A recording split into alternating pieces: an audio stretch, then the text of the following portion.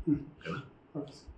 ఈరోజు ఉదయం మాకు వచ్చిన సమాచారం ఏందనగా కేబీఆర్ కాలనీ నియర్ సాయిబాబా గుడి దగ్గర తన్నీరు జయప్రకాష్ అనే యువకుడు 22 ఏళ్ళ యువకుడు సంజీవరెడ్డి అనే వ్యక్తి యొక్క ఇంట్లో కిరాయికి ఉంటారు. ఫస్ట్ ఫ్లోర్లో సింగిల్ బెడ్రూమ్లో వాళ్ళ అమ్మ నాన్నతో సహా ఉంటాడు. వీళ్ళు by native of Prakasam district. వీళ్ళు మేస్త్రి పని చేస్తారు. రాత్రి 10 గంటలకు అబ్బాయి ఎవరో బైక్ మీద బయటికి పోయిండు, మళ్ళీ తిరిగి రాలేదు. పొద్దున్న లేచి చూస్తే ఇంట్లో లేడు. పొద్దున కిందికి చూస్తే బజార్లో పడుకొని ఉన్నాడు బోర్లా.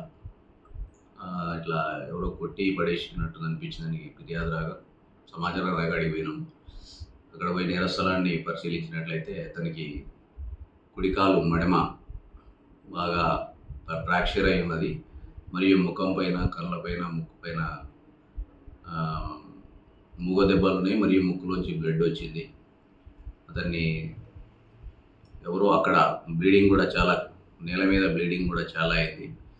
ఎవరో గుర్తు తెలియని వ్యక్తులు కావచ్చు అక్కడ కొట్టి అక్కడే పడేసి వెళ్ళిపోయినట్టుగా తెలుస్తుంది.